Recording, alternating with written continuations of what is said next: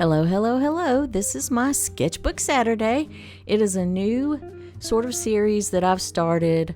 I am working in my own sketchbook. It has my own art on the cover. I had these made. You can find them in my shop. And in this particular sketchbook, I'm just sketching children. Lately, there's just been too many children in the news being harmed, and it's weighing on me, and this is my way of soothing myself and giving myself some therapy. So if we haven't met, I'm Viv. This is Art with Viv, and let's just get started. Now I have a cute little boy here. I don't know why, but he reminds me of my grandfather. He's holding a cookie in each hand, but it's his expression that makes me think of my grandfather. My grandfather was always really earnest. He always had this expression on his face like he was serious about whatever was happening around him, and it didn't matter what it was happening. He had that same serious, earnest look on his face. So when I saw this little boy, I was like, oh yeah, I have got to sketch this. He just reminds me too much of my grandpa for me to let him go by his little expression. Now, I'm just basically using 2 pencils for this. In my last video, I talked about, do you really need professional grade drawing pencils? I mean, they're not very expensive, so it's not like that would put you out if you bought them. But you really don't. I mean, you can just do it with a number 2 pencil. You can make beautiful sketches. Now, if you do use the professional grade, you'll get more tonal values, you'll get more nuances in those tonal values. So that is the one good thing about those, but you don't need them. In this one, I'm just using my number 2 HB number 2, whatever you want to call it, just regular school pencil that you use for school or whatever, and a number 6 B, which is really soft. And the softer the lead of the pencil is, or the graphite of the pencil is, then the darker it gets. So I'm going with I've got a mid-tone pencil and I've got a really dark pencil. And the way that I'm controlling everything, controlling the tonal values and the lights and the darks, is just by the amount of pressure that I'm putting on the pencil. For lighter tones and values, of course, I'm just gonna barely press on there.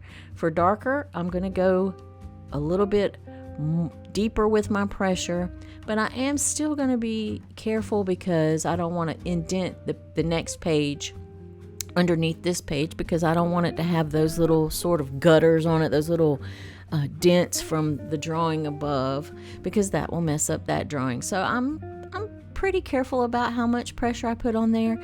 The other thing is, you don't have to do it all with pressure. You can layer it. You can put in a layer of graphite, then come right back over it with another layer, and that will darken it as well. So there's some different ways that you can get the tonal values that you want.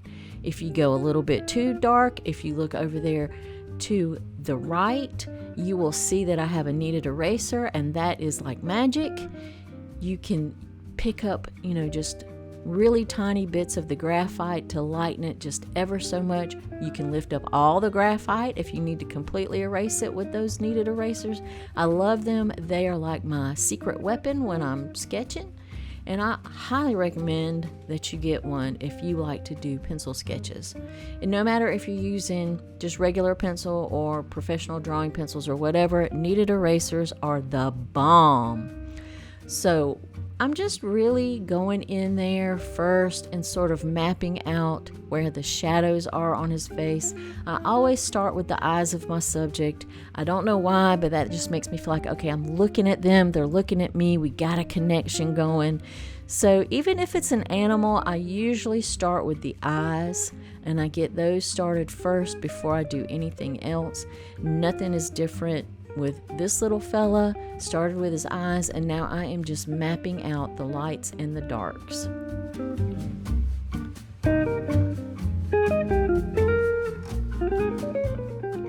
Another tool that I really love for sketching with graphite pencil is a stump blender. You can get them in different sizes.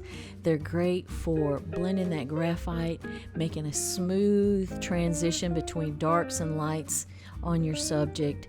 And I just really like those. You can use your finger, but your finger is going to leave oil on your sketch, and you don't really want to put your oil on there because over time it can deteriorate your drawing. So I used to, of course, when I was young, when I was a kid, I would just use my finger to smudge everything. But now I try to be more careful, and I use a paper stump like this. Now, again, you can get them in different sizes. This is a really fat one. I have arthritis in my hands, so I need something that doesn't hurt my hands, like I don't have to just crunch down on it the whole time. So it feels more comfortable in my hand when I'm using it. And you just pick the size that you want, or you can get a whole set of them. I'll link some of them in below so that you can go check them out. They're not expensive, and like I said, they can come in different sizes, different roundnesses, so you can find one that fits your hand and things like that. So now I'm just working on his mouth. I'm getting the upper lip. Most people's upper lip is a little bit darker than their lower lip, mostly because of the way that it's lighted, because the upper lip is more vertical, and that lower lip is a little bit more, it sticks out just a slightly out away from that upper lip, so it looks a little bit lighter. But sometimes it's the pigment too. Some people's upper lips are just naturally darker than their bottom lips. So that's one thing to pay attention to when you are sketching. Pay attention to your reference photo. Just look at the nuances between different parts of their face. Like I just said, their lips, the top one can be darker than the bottom one. Their eyes, they can be hooded eyes, or they can have be deep set eyes. And of course, that's going to dictate how you shadow around those eyes to make them look like, however they are on the person's face. So always be looking at your reference. Always look at it more than you're looking at your actual art piece. That is really good advice. When I was going through art school, that was one of my art professor's biggest things, is just look at your reference photo, and don't just look at it, just look at the nuances of it. Look at the details. Don't just look at it as a whole. Try to break it down in your mind and just kind of pick it apart, compare each section of the face, compare the lights and darks. It's really almost like a treasure hunt for me, because I'm trying to find what is different about this area, what is different about that area. How can I make this look lighter? How can I make this look darker? Is this darker than, the the one that's right next to it? You know what I'm saying? The area that's right next to it. Is it the same? Is it different? Does it need a gradual shift in tone? Is it a quick shift? Is it a hard shift? All these things go on in my mind the whole time I am sketching. And again, I cannot stress enough how much a kneaded eraser just makes your life so much easier. When you're drawing, you can pinch it out to a really fine point so that you can just be picking up just the tiniest area of graphite. You can flatten it out and erase the whole area. So yeah, I would get a kneaded eraser if you want to do some graphite drawing. You don't have to get fancy pencils, but I highly recommend a kneaded eraser and a blending stump, and neither one are very expensive, so it's not going to break your bank.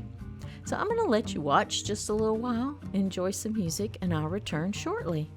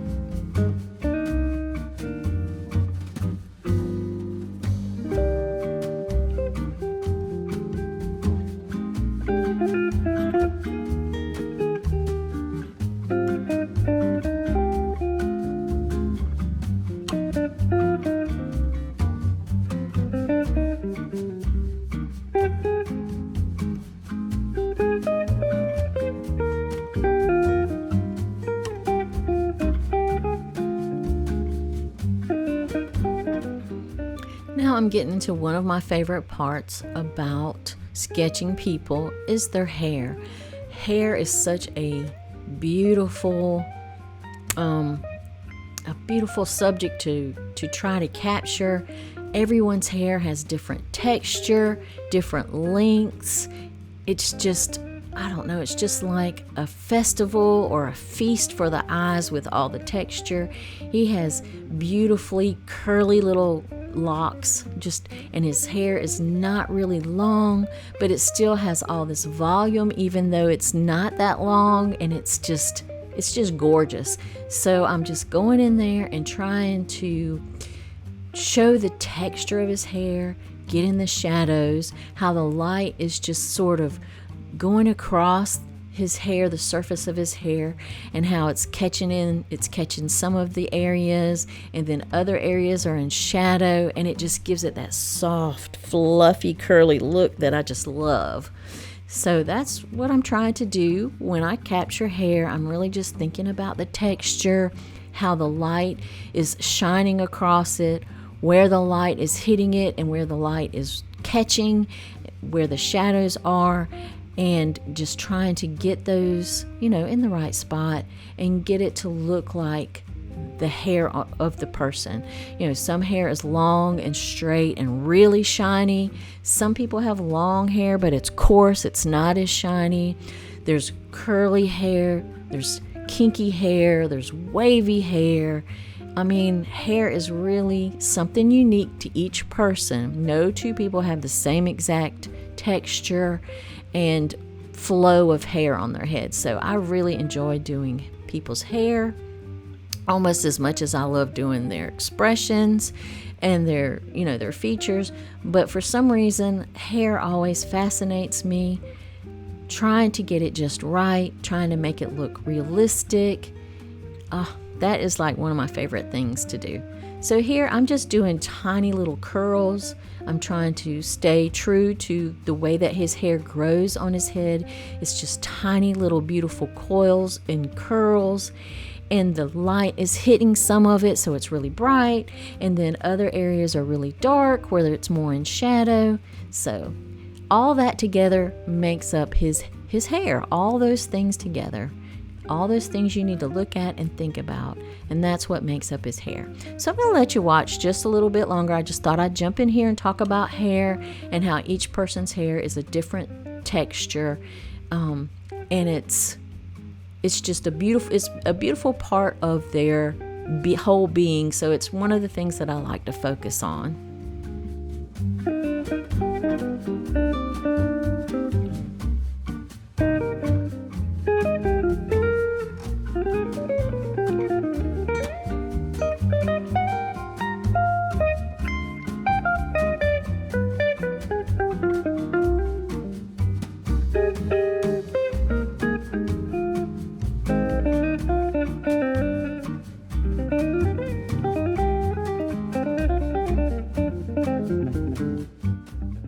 Now I'm just going to jump over to his clothes, and I have added another pencil.